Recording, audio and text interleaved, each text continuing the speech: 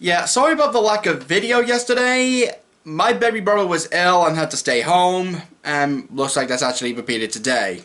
So, I haven't really had the time to film this until now, but... So, we're here now, 01, episode 7. Let's just get started. So, thinking about this is probably going to be another short one, because aside from a tangent I'll have later, there's not really much to talk about here. But this one is focused on a basketball coach Huber named Kobe. At least I hope I'm pronouncing that right. And apparently he's been keeping his team behind an extra hour to try and perfect their basketball skills, which in turn is taking time the time they need to study. And naturally, the parents are getting upset that their precious little babies are not getting ready for their entrance exams. Now, they initially think that the coach is being hot-blooded because he is drawing them, telling them exactly the exact amount of weight they need, amount of pressure they need to put to throw in a basketball, or the way they move around, that kind of thing.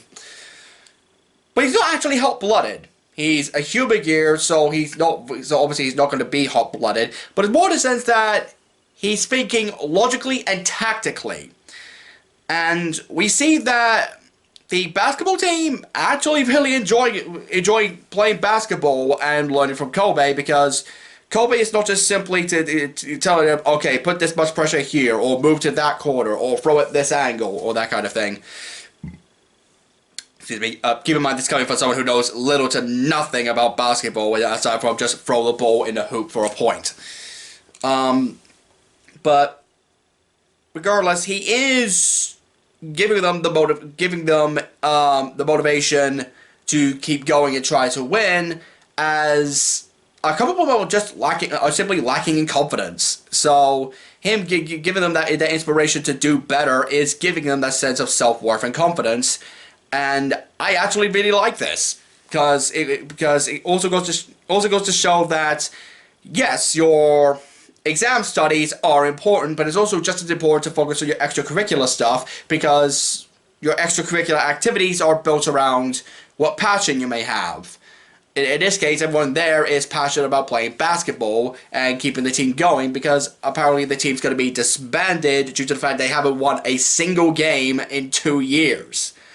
So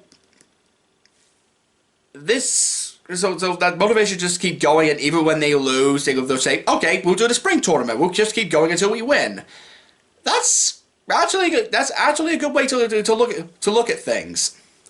It is, especially when one of them, whose name completely escapes me, his lack of confidence is what costs them the game, but they don't berate him as lazy for it. He when he comes up and said, "I'm going to quit the team," and then Kobe just throws a basketball at him at a speed where only the most elite NBA players would be able to catch it, and he catches it with ease. He falls back a bit, but he still catches it with ease. So showing that he does have the skill to be a great basketball player. He just needs more care and confidence for it to work. And again, it should show that. And so there should always be a good balance between your extracurricular stuff and your educational studies. And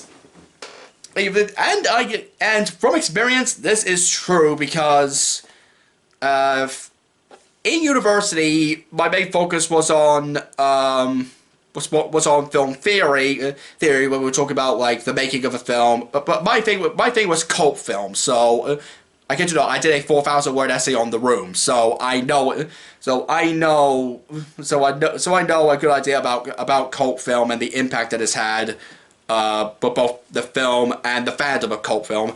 But on the side, I also did screenwriting, so I had a good idea of story structure, character building, so this helped me with getting a better understanding of how to analyze a story. So from experience, it's good to have both your theory work and your practical work. Kind of to try to do a good balance between the two, where they can kind of mesh together to form to build your greatest strengths, and as well as see how you can improve on your weaknesses. Excuse me. So yeah, I do like that idea, and Naruto, sees this, especially with Kobe. He basically, one of the teachers places his bet, but basically, if the team loses, Kobe will have to be reset back to the default coach settings instead of what's going on with him, which he's actually gaining self-awareness.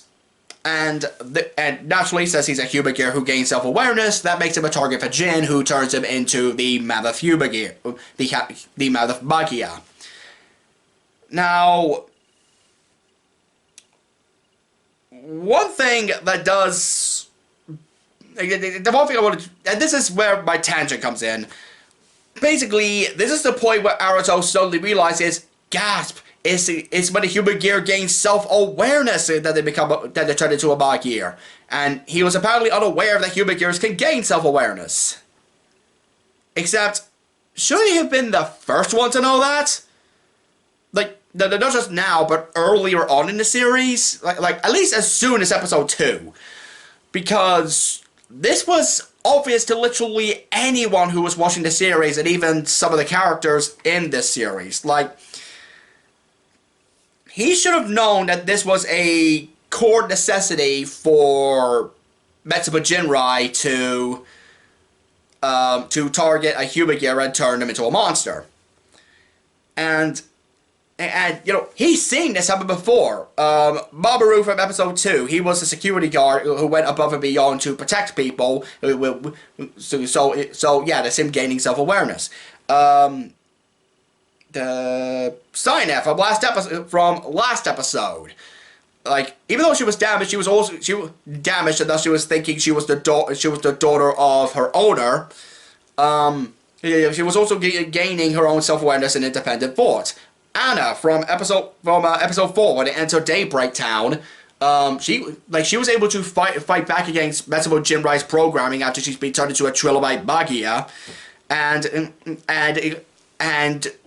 she doesn't attack anyone after she's transformed, and she provides the information they need to reveal what exactly caused Daybreak Town's destruction, as well as what happened to the boy's father in Daybreak Town. And admittedly, Naruto didn't see this, but even Gutbuster Taro, the bodybuilder comedian from the first episode, obviously showed that same sense of self-awareness because he enjoyed making people laugh, and that's what made him a target for Jin to turn into the Barada Magia. Again, Naruto did not see the self-awareness happen, but he's up, at least in the context of that episode, but we've seen it happen in literally every other instance where he comes across a Hubergear who gains self-awareness. Even Izu, it seems to be on that same track with how in episode 5 she went behind Naruto's back and canceled the manga office order for another Hubergear to try and reignite his passion, as she has also demonstrated her own sense of independent thought. So clearly Naruto must know about this. Why is he only now realizing that the Hubergears are capable of gaining self-awareness, and that's what makes him a target? And even ignoring that, why isn't he more genre savvy about this kind of thing? Because a lot of stories revolving around AI almost always have this as a plot point where the artificial life form gains real independent thought. Okay, just to name a few examples, Green Lantern the animated series with Aya, but at least that one was finally explained away where she was she was an artificial life form, but she wasn't an actual program. She was created from the energy inside of the central power battery for the Green Lantern Corps. The Terminator. The main villain of the franchise is an artificial intelligence who becomes fully self-aware and tries to wipe out humanity and build a world of the machines. to an extent, 2001: A Space Odyssey did this with HAL 9000 killing off the crew members, as it's the only logical choice due to how human error is what will jeopardize the mission. I'm trying to think of iRobot. That's like the core thing with iRobot. iRobot, where you have two artificial intelligences who gain self-awareness. At least with the movie versions. I have not read the book. You have... I forget his name, but the main robot, he gains emotions and self-awareness and considers his creator his actual father. And then there's Vicky, who also gains self-awareness and sees humanity as a threat.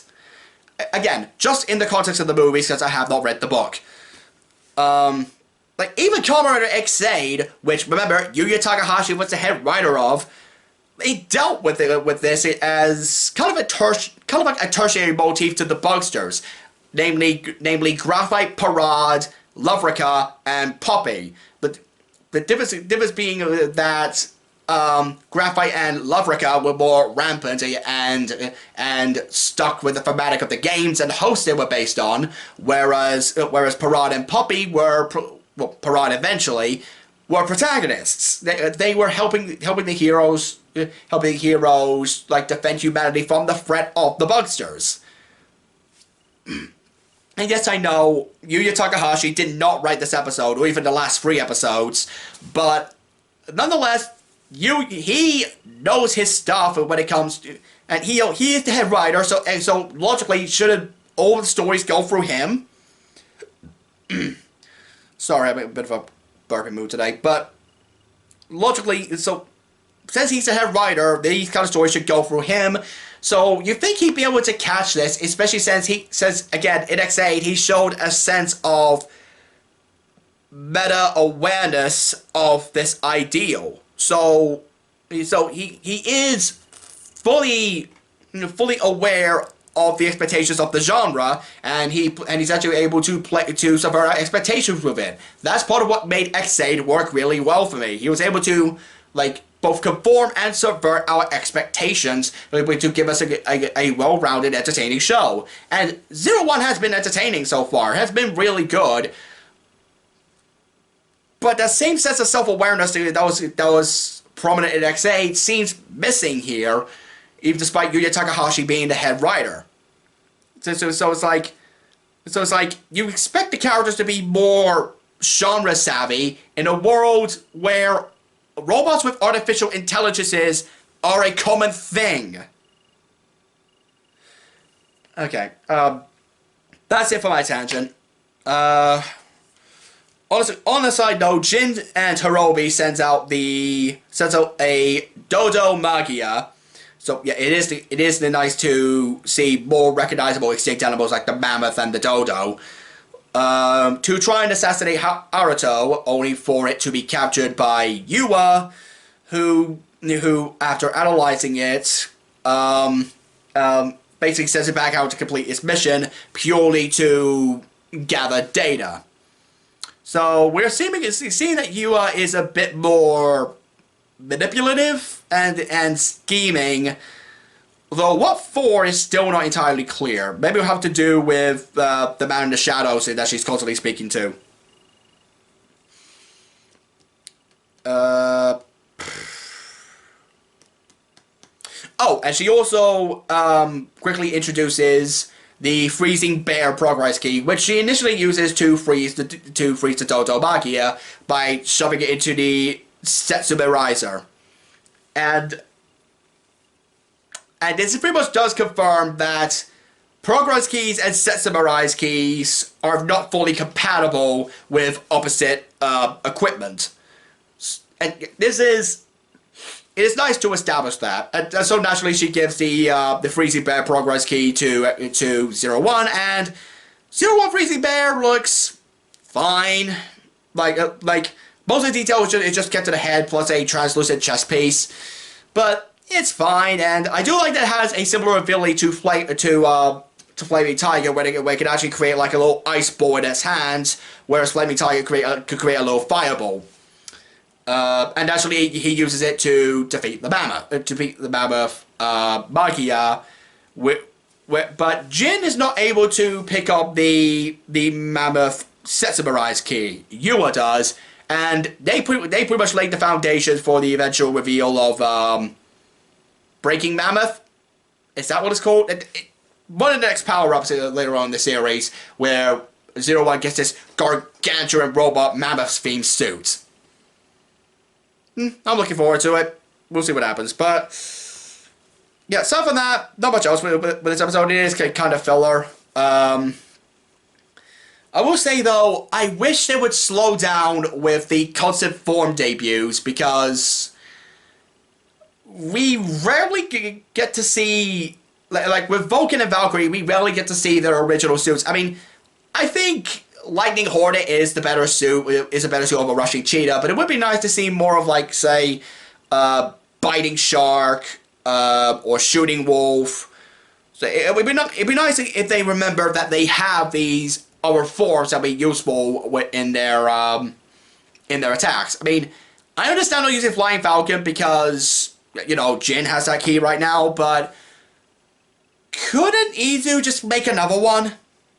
Like it's clear she's connected to the satellite Zia, so she could easily just 3D print another Flying Falcon progress key. Semantics. But yeah, that's pretty much all I'm going to say about 01 Episode 7. You know the drill, guys. If you like what you saw, you know, hit that like button, leave a comment, and, you know, share on social media with your friends, your family, maybe your dog. And if you want to see more, please hit that subscribe button and make sure to ring that bell for notifications so you know when my next video comes up. And if you want to see more of my thoughts for whatever reason, you can check out my Twitter in the description down below. That's @media_man18 on Twitter. And you can also check out my blogspot, where I just recently posted a review of Joker, which also explains why I haven't been doing movie vlogs as of late. I'm pretty much leaving the movie reviews to my blogspot. But yeah, that's it, guys. Thanks for joining me. I'm Callum Lewis, the Media Hood, signing off.